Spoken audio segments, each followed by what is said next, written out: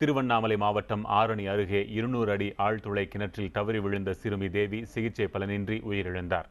ஆழ்துளை கிணற்றில் இருந்து மயக்க நிலையில் மீட்கப்பட்ட சிறுமிக்கு உடனடியாக செயற்கை சுவாசம் அளிக்கப்பட்டது. மேலும் தயார் நிலையில் வைக்கப்பட்டிருந்த மருத்துவர் குழுவும் சிறுமிக்கு தேவையான முதலுதவிகளை செய்தது. இதைத் தொடர்ந்து முதல் உதவிக்கான அனைத்து வசதிகளும் கொண்ட 108 ஆம்புலன்ஸ் மூலம் சிறுமி தேவி மேல் சிகிச்சைக்காக வேலூர் அடுக்கம்பாறை அரசு மருத்துவக் கல்லூரி மருத்துவமனையில் அனுமதிக்கப்பட்டார். அங்கு அவருக்கு தீவிர சிகிச்சை வழங்கப்பட்டது. என்றாலும் சிகிச்சை பலனின்றி இரவு 8 மணி அளவில் சிறுமி தேவி உயிரிழந்தார். புலவன்பாடி கிராமத்தைச் சேர்ந்த சங்கர் என்பவர் விவசாய பணிக்காக தன் நிலத்தில் 3 மாதங்களுக்கு முன்பு ஆழ்துளை கிணறு தோண்டியுள்ளார். தண்ணீர் இல்லாததால் சாக்கு பையை கொண்டு அந்த கிணற்றை மூடி வைத்திருந்ததாக கூறப்படுகிறது.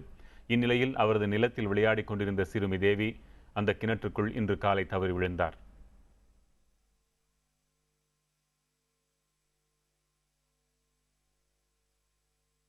சிறுமி தேவிக்கு சிகிச்சை வழங்கப்பட்டு வந்த நிலையில் சிகிச்சை பலனின்றி வேலூர் அடுக்கம்பாறை அரசு மருத்துவமனை மருத்துவக் கல்லூரியில் உயிரிழந்தது குறித்த விவரங்களை நம் செய்தியாளர் மகாலிங்கம் தருகிறார். மகாலிங்கம், இந்த செய்தி உறுதிப்படுத்தப்பட்டதா? யார் சொன்னாங்க? என்ன சொல்லியிருக்கிறாங்க? வேலூரில் உள்ள அடுக்கம்பாறை அரசு மருத்துவமனையினுடைய டீன் சிவகுமார் என்பவர் இந்த குழந்தையினுடைய மரணத்தை தற்பொழுது உறுதி செய்திருக்கிறார். 8 மணி அளவில் தேவியினுடைய மரணம் என்பது உறுதி செய்யப்பட்டிருப்பதாக அதிகாரிகள் தெரிவித்திருக்கிறார்கள். மருத்துவ குழுவினர் சுமார் அரை மணி நேரம் தேவியினுடைய உடல்நலத்திற்கு திரும்ப சகஜ நிலைக்கு கொண்டு வருவதற்கான முயற்சிகளில் ஈடுபட்டார்கள். ஆனால் அது பலனளிக்கவில்லை என்று மருத்துவ குழுவினர் தெரிவித்திருக்கிறார்கள். இந்த மரணத்திற்கு என்ன காரணம் என்று மருத்துவ குழுவினர் நாம் கேட்ட பொழுது அதற்கு அவர்கள் கொடுத்த தகவல் என்னவென்றால் மல்டி ஆர்கன் ஃபெயிலியர், அதாவது பல உறுப்புகள் ஒரே நேரத்தில் செயலிழந்து விட்டன என்பதுதான் மிக முக்கியமான காரணம் என்று அதிகாரிகள் தெரிவித்திருக்கிறார்கள். வெங்கட், அதே போல சுமார் அரை மணி நேரங்களிலே அந்த சிறுமியினுடைய இதய துடிப்பை சாதாரணமாக நார்மலாக விஷயத்திற்கு கொண்டு வருவதற்காக சகஜப்படுத்துவதற்காக பல்வேறு முறைகளை கையாண்டதாகவும் அதுவும் பலனளிக்கவில்லை என்றும் அதிகாரிகள் தெரிவித்திருக்கிறார்கள். அந்த சூழ்நிலையில் சிறுமி தேவி இறந்து விட்டதாக மருத்துவர்கள் உறுதியாக அறிவித்திருக்கிறார்கள். மகாலிங்கம், ஒருவேளை சிறுமி தேவிக்கு தொடக்கத்தில் திட்டமிடப்பட்டிருந்தது போல ஆரணியிலேயே சிகிச்சை வழங்கப்பட்டிருக்கும் என்றால் அவர் காப்பாற்றப்பட்டிருப்பாரா?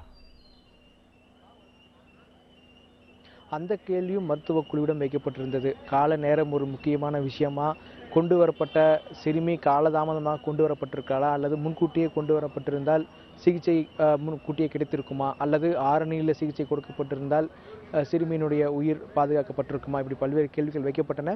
அவர்கள் சொன்னதெல்லாம் சிறுமி உள்ளே விழுந்த சூழ்நிலையில் மிகவும் மோசமான அளவு உடல்நிலை என்பது பாதிக்கப்பட்டிருந்தது. குறிப்பாக அவங்க இதய பகுதியில் நீர் கோர்த்திருந்ததை நாங்கள் உணர முடிந்தது. எனவே இது ஒட்டுமொத்த இதய செயல்பாட்டினையும் பலவீனமாக மாற்றியிருந்ததாகவும் மருத்துவ அதிகாரிகள் தெரிவித்திருந்தார்கள். இந்த சூழ்நிலையில் மருத்துவ சிகிச்சை நேரம் குறித்து தெளிவாக சொல்ல முடியாது. முன்கூட்டியே குழந்தை கொண்டு வந்திருந்தால் இந்த குழந்தையினுடைய உயிரை காப்பாற்றிருக்கலாமா அல்லது தாமதம் ஒரு காரணமா என்பதை உறுதியாக சொல்ல முடியாது. ஏனென்றால் அந்த அளவுக்கு குழந்தையினுடைய உடல்நலம் என்பது மோசமான அளவு பாதிக்கப்பட்டிருந்தது என்பது மருத்துவ குழுவினுடைய முக்கியமான தகவலாக இருக்கிறது.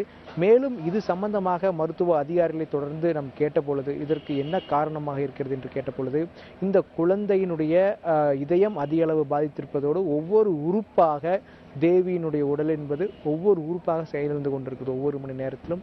இதுதான் இந்த முக்கியமான மரணத்திற்கு காரணம் என சொல்லப்பட்டிருக்கிறது. எனவே குறிப்பிட்ட நேரத்திற்கு முன்னால் ஒருவேளை தேவி மீட்கப்பட்டிருந்தால், சுமார் 4 மணி அளவில் மீட்கப்பட்டிருந்தாலோ அல்லது 2 மணி அளவில் மீட்கப்பட்டிருந்தாலோ அவருடைய உயிர் காப்பது குறித்து மருத்துவர்கள் இன்னும் ஒரு தெளிவான விஷயத்தை சொல்லியிருப்பார்கள். ஆனால் தாமதமாக கொண்டு வரப்பட்டது அல்லது வேறொரு மருத்துவமனையில் சிகிச்சை அளிக்கப்படாமல், அதாவது வெள்ளூர் கொண்டு வரப்பட்டது ஒரு பெரிய பிரச்சனையாக நாம் கருத முடியாது என்றும் அதிகாரிகள் தெரிவித்திருக்கிறார்கள். மகாலிங்கம், இந்த நிலையில் சிறுமியின் உறவினர்கள், பெற்றோர் என்ன சொல்றாங்க?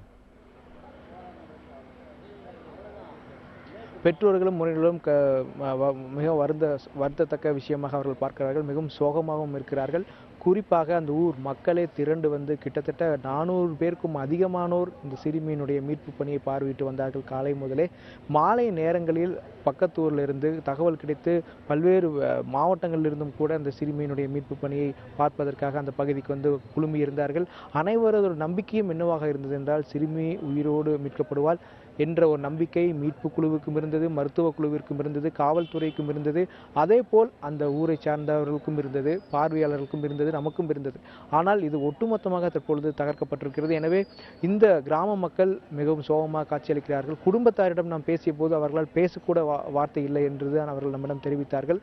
குறிப்பாக இது எதிர்பாராத ஒரு விஷயமாக அந்த ஊர் மக்கள் கருதுகிறார்கள். ஏனென்றால் ஒரு போர்வெல் குழியில் விழுந்து ஒரு சிறுமி இறப்பாள் என்று நாங்கள் இன்று காலை விழுந்து இது போன்ற ஒரு சம்பவம் நடக்கும் என்பது நாங்கள் இன்று காலை 9:30 மணி வரை நாங்கள் நினைத்து பார்க்கவில்லை என்பது பெரும்பாலான கருத்தாக இருக்கிறது. ஏனென்றால் இது சர்வசாதாரணமாக விஷயமாக மக்கள் கருதி வந்தார்கள். இது எவ்வளவு ஒரு ஆபத்தான விஷயம் என்பதை இன்று ஒரு சிறுமியினுடைய உயிரை பலி கொடுத்து தெரிந்து கொண்டார்கள் என்ற வேதனையோடு அவர்கள் நம்மிடம் இந்த தகவலை பகிர்ந்து கொண்டார்கள். வெங்கட், ஆழ்துளை கிணற்றின் உரிமையாளர் மீது எத்தகைய நடவடிக்கை பாய வாய்ப்பு இருக்கிறது மகாலிங்கம்? தற்பொழுது ஆழ்குழாய் உரிமையாளர் சங்கர் காவல் நிலையத்தில் வைக்கப்பட்டு விசாரணை நடைபெற்று வருகிறது. அவர் ஏன் இது போன்ற ஒரு கவனமில்லாமல் செயல்பட்டார் என்ற ஒரு கோணத்தில் போலீசாரிடம் விசாரணை நடத்தி வருகிறார்கள். மேலும் இதுவரைக்கும் சங்கருக்கு எதிராக பாதிக்கப்பட்ட தேவியினுடைய குடும்பத்திலிருந்து புகார் இன்னும் பெறப்படவில்லை.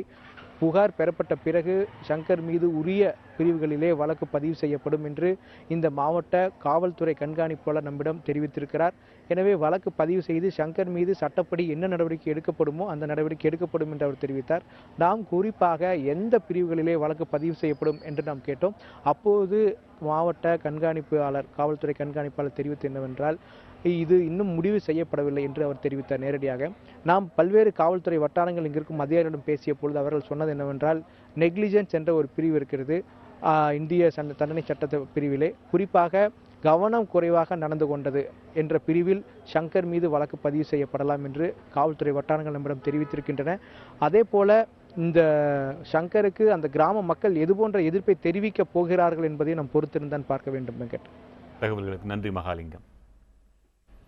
சிறுமி தேவிக்கு அளிக்கப்பட்ட சிகிச்சை குறித்து மருத்துவர்கள் தெரிவித்த தகவல்களை பார்க்கலாம். எங்களுக்கு ஃபோன் மூலமாக சொல்லப்பட்டு Vellore collector, Tiruvannamalai collector inform பண்ணி நாங்கள் வந்து 1/2 hour 40 minutes நான் டீமை ரெடி பண்ணிட்டாங்க. அனஸ்தடிஸ்ட், பீடியாட்ரிஷியன், பிசிஷியன், டீன், அப்புறம் ஹெச்ஓடி ஆஃப் பிசிஷியன், அப்புறம் தியேட்டர் ஸ்டாஃப், எக்ஸ்ட்ரா ஸ்டாஃப், வேண்டிய ட்ரக்ஸ் எல்லாத்தையுமே வச்சு ஒரு வார்டே காலி பண்ணி நாங்கள் ரெடியாகவே இருந்தோம். நாங்கள் வந்து 1/2 மணி நேரம் எதிர்பார்த்து கொண்டு இருந்தோம். வந்த உடனே சிகிச்சை நாங்கள் ஆரம்பிச்சிட்டோம். இந்த குழந்தைக்கு என்னென்ன முறையில் வந்து சிகிச்சை செய்ய முடியும், கடைசி கட்ட முயற்சிகள் என்னத்தையும் நாங்கள் வந்து ஒரு 30 நிமிடத்துக்கு மேலே நாங்கள் ட்ரை பண்ணோம். இவர் கடைசி கட்டமாக வந்து ஷாக் தெரப்பி, டிசி ஷாக் வரைக்கும் நாங்கள் கொடுத்து பார்த்தோம். எங்களால் எல்லா விதமான முயற்சிகளும் கடைசியில் எங்களுக்கு பலன் நிற்கல. அந்த குழந்தை வந்து உயிரிழந்துட்டது. சிறுமி தேவி ஆழ்துளை கிணற்றில் விழுந்தது முதல் அவரது உயிரிழப்பு வரையிலான நகர்வுகளை பார்க்கலாம். வயல்வெளியில் விளையாடிக் கொண்டிருந்த 4 வயது சிறுமி தேவி காலை 8 மணி அளவில் ஆழ்துளை கிணற்றில் தவறி விழுந்தார். தகவல் அறிந்து முதற்கட்டமாக ஒரு ஆம்புலன்ஸும் ஆரணியிலிருந்து ஒரு தீயணைப்பு வாகனமும் காலை 8:30 மணிக்கு சம்பவ இடத்திற்கு சென்றன. 8:40 மணி முதல் சிறுமி தேவிக்கு ஆக்சிஜன் செலுத்தப்பட்டது. 9 மணி அளவில் ஆழ்துளை கிணற்றின் அருகே பெரிய குழி தோண்டும் பணி தொடங்கியது. 3 பொக்லைன் இயந்திரங்கள் மூலம் தோண்டப்பட்ட குழி நண்பகல் 12 மணி அளவில் 20 அடியை எட்டியது. பிற்பகல் 3 மணி அளவில் குழந்தை இருக்கும் இடத்தை மீட்பு படையினர் நெருங்கினர். 6 மணி அளவில் சிறுமி தேவி மீட்கப்பட்டார். இரவு 7:10 மணி அளவில் வேலூர் மருத்துவமனையில் சிறுமி தேவி அனுமதிக்கப்பட்டார். இரவு 8 மணி அளவில் சிறுமி தேவி சிகிச்சை பலனின்றி உயிரிழந்ததாக அறிவிக்கப்பட்டது.